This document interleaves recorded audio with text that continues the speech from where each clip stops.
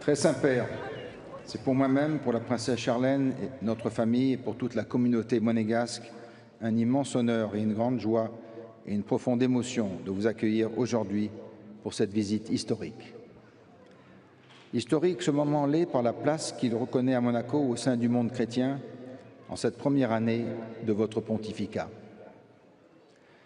Par la manière dont il marquera chacun et chacune d'entre nous.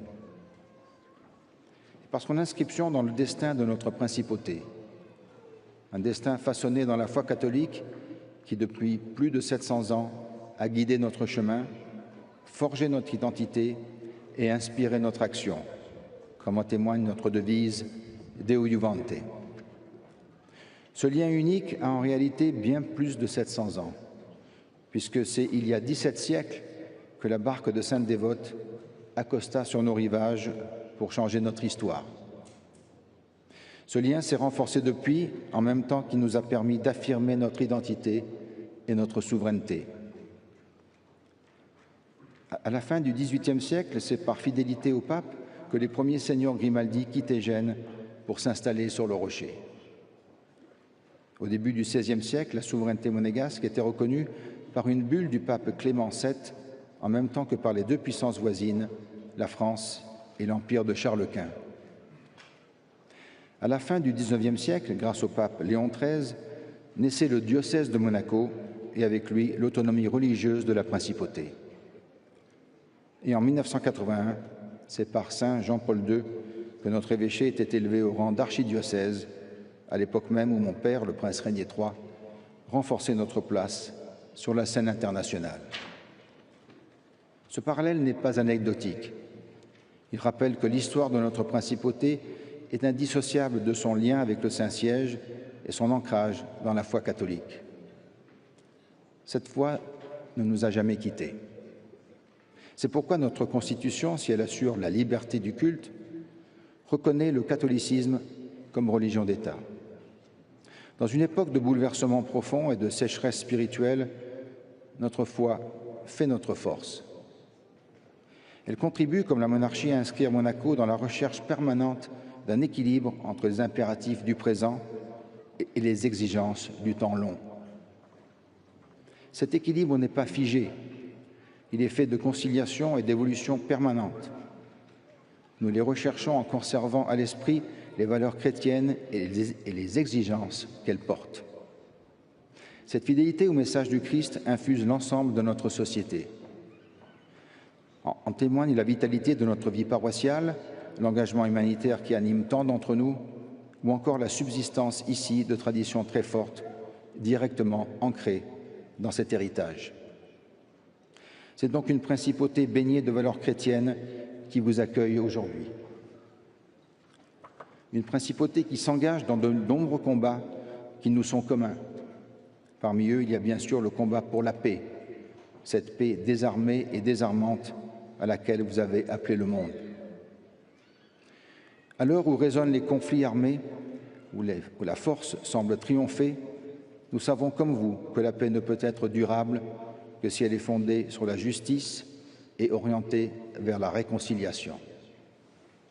Si elle passe par le dialogue en recherchant véritablement une solution pour tous, plutôt que par les armes. C'est pourquoi ce combat a marqué notre histoire et mobilise notre diplomatie. Car comme vous, nous savons aussi que les petits États peuvent contribuer à l'amélioration du monde, à condition d'être fidèles à leurs valeurs et forts de leur détermination. Les consciences et les âmes ont une puissance singulière, et vous le prouvez chaque jour. La même conviction guide notre engagement en faveur de notre planète et de toute la création. Le pape François l'a affirmé dans l'encyclique Laudato Si, la préservation de notre maison commune est une exigence universelle. C'est une exigence de fraternité à l'égard de tous nos frères humains, actuels et futurs. C'est une responsabilité collective à l'égard du vivant. C'est un impératif de solidarité de la part de ceux qui ont le plus de moyens. Cette exigence ne saurait être dissociée du respect de la dignité humaine dans toutes ses dimensions. Protéger la création, c'est protéger l'homme. Très Saint-Père, avant d'entendre vos paroles et avant que vous n'alliez à la rencontre pastorale de l'Église de Monaco, je veux vous assurer du très ardent hommage que notre principauté vous rend ici. Je disais en commençant mon propos que votre visite était historique. En cette veille du dimanche des Rameaux, de la première année de votre pontificat, elle saura, j'en suis sûr, nous inspirer dans nos actions futures. Car l'histoire que nous célébrons aujourd'hui, ces plus de 700 ans de fidélité et de foi que renforce votre présence, n'est qu'une étape sur la route plus longue que nous continuerons à suivre dans vos pas, la route de l'espérance et du salut dans la fidélité au Christ. Je vous remercie.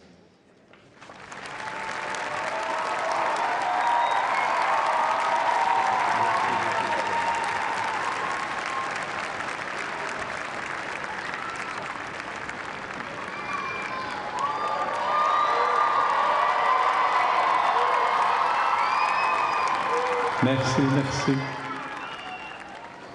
Altesse Sérénissime, chers frères et sœurs, je suis heureux de passer cette journée parmi vous et d'être le premier des successeurs de l'apôtre Pierre des temps modernes à se rendre en principauté de Monaco, une cité-État qui se distingue par les liens profonds qui l'unit à l'Église de Rome et à la foi catholique. Située au bord de la Méditerranée et entourée par des pays fondateurs de l'unité européenne, votre terre trouve dans son indépendance une vocation à la rencontre et à la promotion de l'amitié sociale. Aujourd'hui, menacée par un climat généralisé de fermeture et d'autosuffisance, le don de la petitesse, avec un héritage spirituel vivant, engage votre richesse au service du droit et de la justice, surtout à un moment historique où la démonstration de la force et la logique de la toute-puissance blessent le monde et compromettent la paix. Dans la Bible, comme vous le savez,